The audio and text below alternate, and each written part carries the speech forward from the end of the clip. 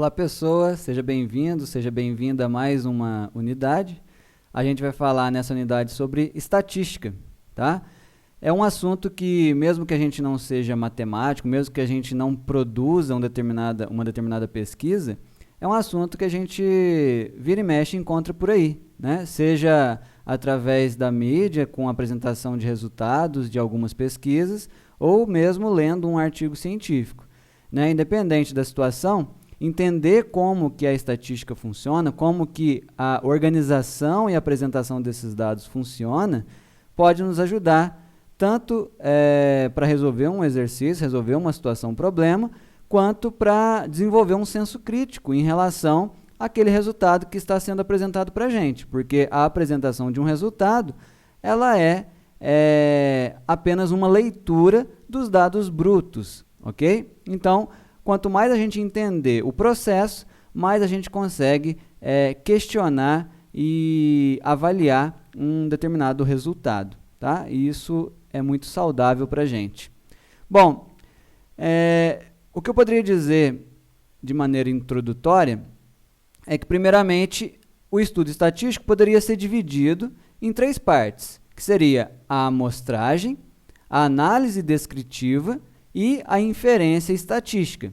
Está destacado aqui de azul a análise descritiva, porque basicamente é isso daqui que a gente vai estudar, tá? Eu vou falar um pouquinho da amostragem para a gente introduzir o assunto, mas a gente vai gastar o nosso tempo nessa unidade falando sobre a análise descritiva. Para a gente entender esse processo, quando eu estou falando de amostragem, eu estou dizendo que quando eu tenho uma população a ser estudada, então eu tenho uma determinada população, não precisa ser necessariamente de pessoas, tá? Pode ser peças de uma linha de produção, por exemplo, e muitas vezes eu não consigo estudar essa população inteira, é impossível testar todas as peças, por exemplo, ou é impossível entrevistar todas as pessoas.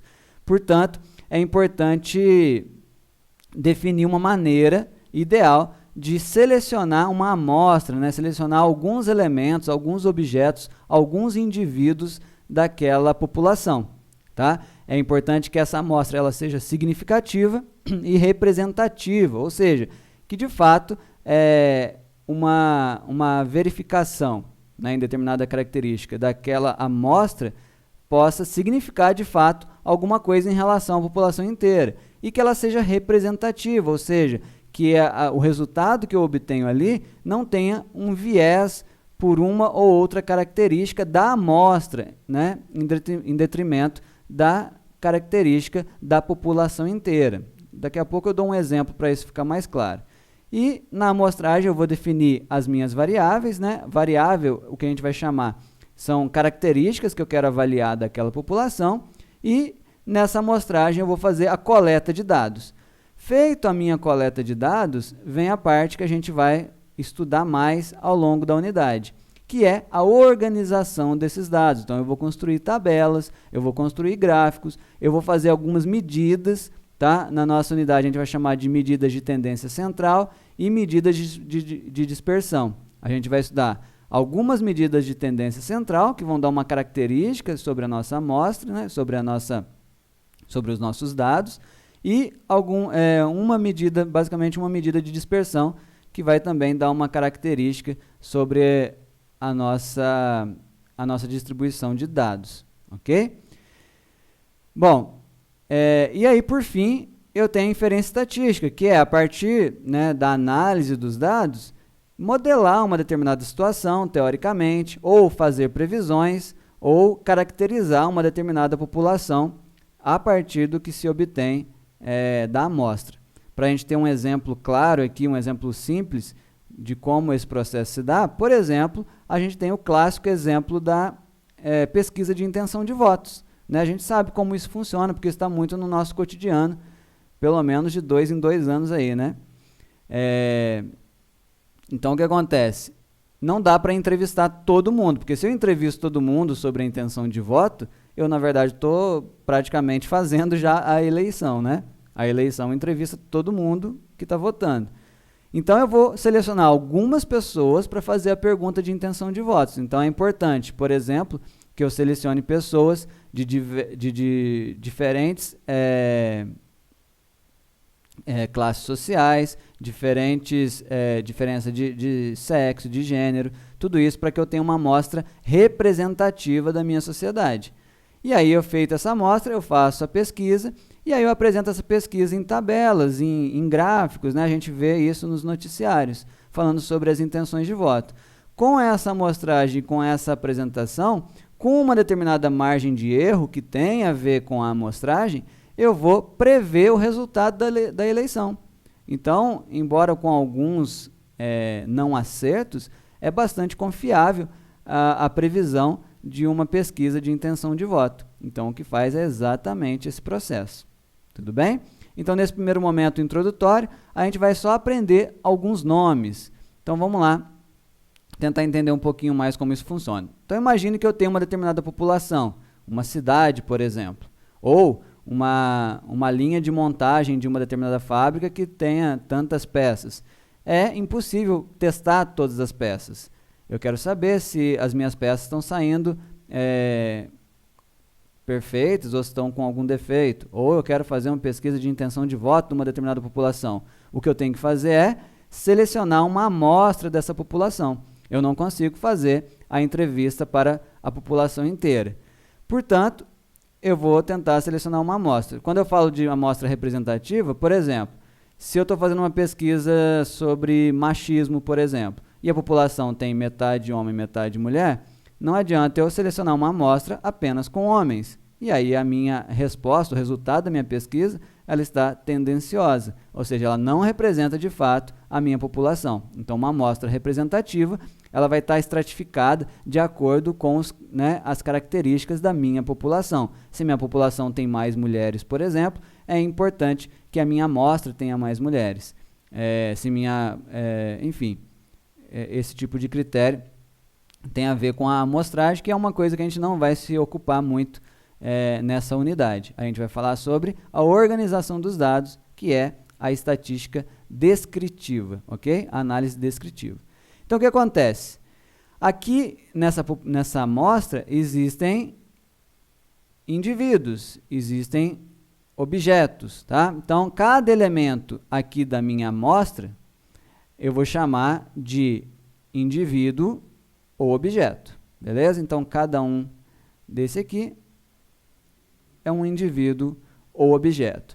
Desse indivíduo ou objeto, eu vou querer saber uma determinada característica. Essa característica a gente vai chamar de variável. Então, por exemplo, se eu tivesse aqui uma pesquisa de intenção de votos, eu poderia estar pegando cada indivíduo e fazendo algumas perguntas para ele, ok? Cada pergunta dessa aqui, cada característica dessa, altura, número de filhos, escolaridade, intenção de voto, é o que a gente chama de variável. Então, aqui eu teria 4 variáveis, ok? Então, variável é uma característica que eu queira avaliar, que eu queira analisar, que eu queira perguntar para um determinado indivíduo da minha população, né, da minha amostra, ou para um determinado objeto. Por exemplo, a variável pode ser defeituosa ou não. E aí eu vou responder sim ou não, né? A peça é defeituosa? Sim ou não? Isso seria uma variável, por exemplo, para um objeto, né, de uma determinada amostra. Agora, deixa eu só tirar isso aqui para eu ter um pouco mais de espaço. Essa variável, ela não é só de um determinado tipo, né? A gente vê aqui, ó, que algumas, por exemplo, têm respostas numéricas, outras têm respostas que não são numéricas. Então, como que funciona isso?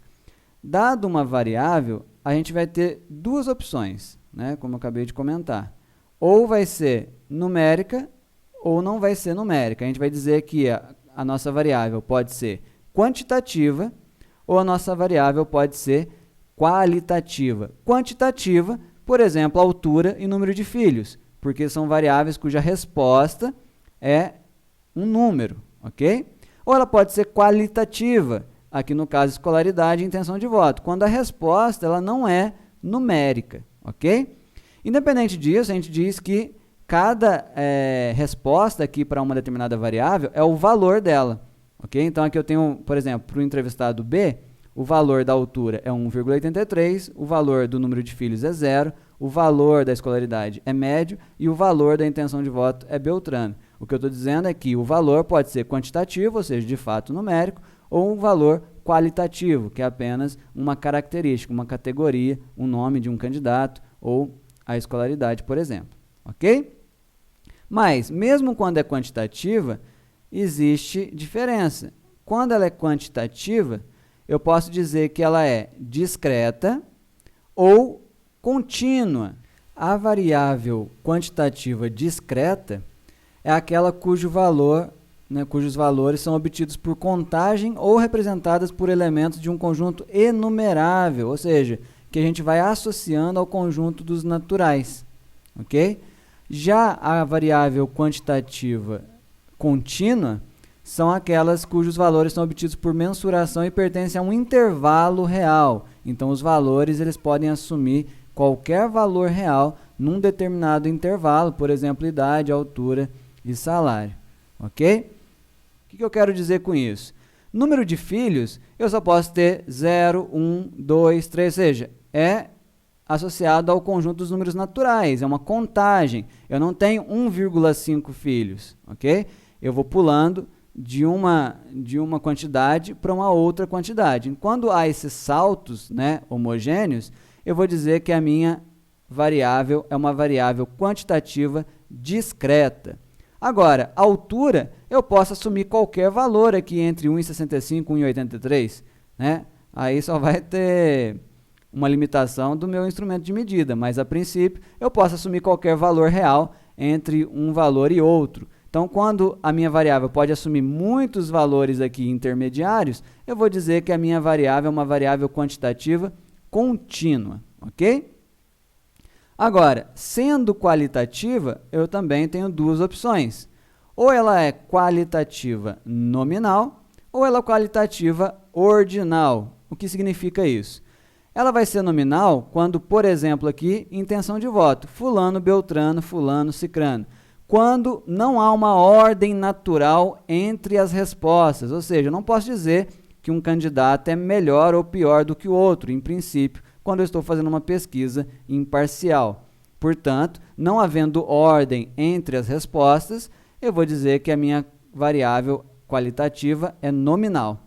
No entanto, quando eu tenho, por exemplo, escolaridade, fundamental, médio, superior, há uma ordem natural entre essas respostas, né? Primeiro ensino fundamental, depois ensino médio, depois ensino superior. Então, quando há uma ordem natural entre essas respostas, eu vou dizer que a minha variável é uma variável qualitativa ordinal, ok? Então, só para a gente poder entender, quando tiver um exercício mais teórico, que tiver essa nomenclatura, eu tenho essa situação. Uma população, eu pego um indivíduo de uma amostra, ou se for possível entrevistar a população inteira, eu vou pegar um indivíduo dessa população e fazer uma pergunta, tá? Cada pergunta que eu faço, cada característica que eu quero avaliar, é o que a gente chama de variável. Essa variável vai ter um valor quantitativo ou qualitativo. Quantitativo quando é numérico, qualitativo quando não é numérico. Sendo quantitativo, pode ser discreto ou contínuo. Discreto quando eu tenho saltos, né, de um valor para o outro. Contínuo quando eu posso assumir valores intermediários, certo? Qualitativo pode ser nominal ou ordinal. Ordinal quando há uma ordem natural entre os elementos. Nominal quando não há essa ordem natural. Tudo bem? A partir disso, o nosso próximo passo é organizar esses dados. E aí a gente vai falar sobre frequência das respostas. Tudo bem? Então, espero que tenha ficado clara essa primeira parte e até a próxima.